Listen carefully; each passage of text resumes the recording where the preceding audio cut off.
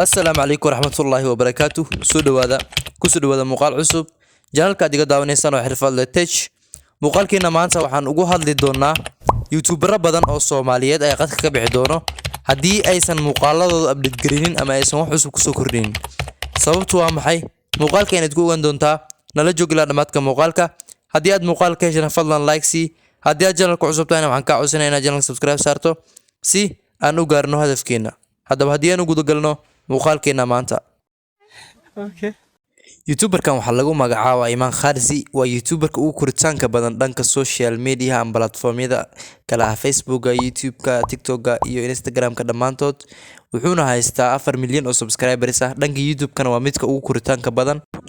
haddaba muxuu YouTube channelkiisa ku soo gudbiyaa waa dropshipper high schoolkiisu ka baxay asagoo kaliya sameynaya dropshipping YouTubekiisa hadii aad gudaha u gasho kama helayso wax challenge ah wax aan faa'iido u lahayn dhammaan YouTubekiisu waa wada faa'iido hadii aad maanta gasho oo aad Ingiriiska si fiican u garanayso inaad wax ka faa'iido moogi faa'iido aan ka soo tagaysid hadii loo fiiriyo dhanka Soomaalida waad wada aragteen waxay haystaan milyan subscribers ah wax laga faa'iidana malahan kaliya waxay sameeyaan challenge qosol reaction wax aanan macquul ahayn oo maskaxda qabsan karin sanadada soo aadan hadii ay sidan ku sii socdaan waxay noqon doonaan flop ama dad aan loo baahnayn oo aanan faa'iido lahayn sababtoo ah qof walba wuxuu isku taxaluujinayaa inuu wax barto inuu wax faa'iido sideen wax ku faa'iidaa halkeen wax ka faa'iidaa waad aragteen youtuberada Soomaaliyeed hadii aad profile-kooda gudaha u gasho kaliya waxa ku wada ka soo horbaxay waa subscribe isar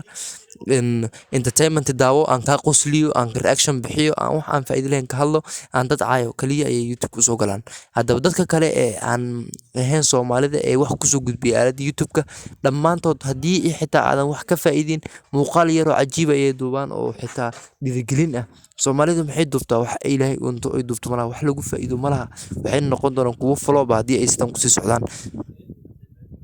u fiirso muuqaaladooda inta badan wax faa'iido leh ma soo gudbiyaan challenges subscribers badan ay wataan wax faa'iidana ma soo gudbiyaan fiiri gal YouTube-ka dadka ugu subscribers ka badan Soomaalida waa dad reaction bixiyo waa dad challenge sameeyo waa dad dadka ka qosliyo oo aanan wax bila ixtiraam lahayn oo faa'iido lahayn sababtoo ah maanta adduunku wuxuu ku tilaabsanayaa horumar xitaa hadii aad challenge soo gudbiso waxa loo baahan yahay marmarka qaar wax faa'iido leh inaad ku soo darto hadii ay sidan ku soo socdaan waxa qadka ka bixi doona sanadadana soo aadan YouTubero badan oo Soomaali ah sababtoo ah teknolojiyad ayaa lagu sii talaabsanaya qof walba wuxuu rabaa inuu wax faa'iido bari ka maalin challenge iyo qosol qof dadkii Soomaalida way ka ilbixi doontaa ilbaxay ku talaabsanayaan haddaba maxaa ku tala ah adiga hadda subscribers badan ayaad haysataa bari subscribers-kaas waad weynaysaa waxa laga yaabaa dad maanta ku xisaabtama YouTube-ka inay hanti ka sameeyaan haddaba tusaale nool waxa kugu filan YouTubero badan oo Soomaali ah ayaa kugu filan tusaale kale uma baahnid